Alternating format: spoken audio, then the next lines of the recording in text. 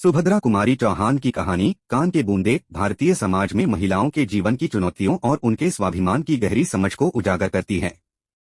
यह कहानी ग्रामीण भारत के पारंपरिक परिवेश की सच्चाई को बयान करती है, जहां महिलाओं का सम्मान और उनकी इच्छाओं का महत्व अक्सर पारिवारिक और सामाजिक मान्यताओं के कारण दब जाता है। कहानी का सारांश। कहानी की मुख्य पात्र कमला एक साधारण गृहिणी है जो अपने पति, बच्चों और ससुराल वालों के साथ अपना जीवन बिताती है। उसके पास अधिक संपत्ति या आभूषण नहीं है, लेकिन उसके लिए सबसे कीमती वस्तु है उसके कान के बूंदे, झुमके, जो उसे उसके मायके से मिले थे। ये बूंदे न केवल उसकी सुंदरता का प्रतीक हैं, बल्कि उसके आत्मसम्मान और उसके परिवार की ओर से दिए गए प्रेम का भी प्रतीक हैं। कहानी की शुरुआत होती है जब कमला अपने कान के बूंदों को पहनकर ससुराल में गर्व के साथ रहती है। उसका पति और ससुराल वाले उसकी इस खुशी को समझते हैं, लेकिन उसका देवर रघु इन बूंदों को लेकर मजाक करता है और उसे चिढ़ाता है। एक दिन घर में किसी उत्सव के दौरान रघु कमला के कान के बूंदों को लेकर और भी मजाक करने लगता है और कहता है कि वे बूंदे साधारण और कम कीमत की हैं। कमला इस मजाक से आहत होती है, लेकिन वह कुछ नहीं कहती क्योंकि उसे पता है कि इस विषय पर विवाद करने से घर की शांति भंग हो सकती है। कमला के जीवन में यह पहला अवसर नहीं था जब उसे अपने ससुराल में किसी ने नीचा दिखाया हो। उसे अक्सर उसकी सास और देवर के ताने सुनने पड़ते थे, लेकिन वह इन बातों को नजरअंदाज करती थी। हालांकि इस बार रघु के ताने ने उसे भीतर से हिला दिया था। बूंदे उसके लिए मात्र आभूषण नहीं थे, बल्कि उसके आत्मसम्मान का प्रतीक थे।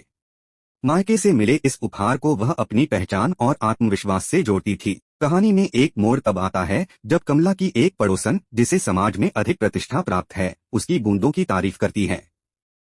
यह तारीफ कमला के लिए किसी अमूल्य उपहार से कम नहीं थी, क्योंकि पहली बार किसी ने उसके बूंदों की कीमत को सराहा था।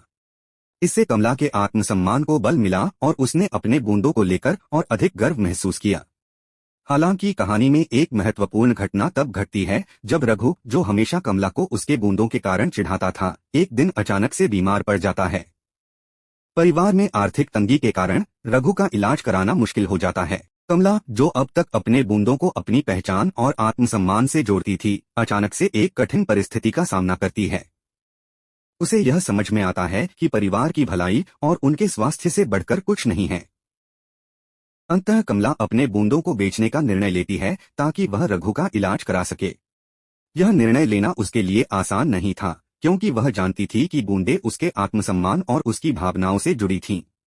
लेकिन परिवार के प्रति उसका प्रेम और कर्तव्य उसे इस कठिन निर्णय की ओर ले जाता है।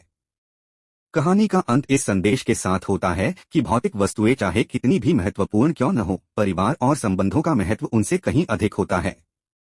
कमला ने अपने बूंदों को त्याग कर न केवल अपने परिवार का भला किया, बल्कि उसने यह भी सिद्ध किया कि सच्चा आत्मसम्मान और गरिमा दूसरों के प्रति अपने कर्तव्यों को निभाने में निहित होती है। विश्लेषण। कान के बूंदे केवल एक साधारण कहानी नहीं है, बल्कि यह भारतीय समाज में महिलाओं की स्थिति और उनकी भावनाओं की गहरी समझ को दर्शाती है।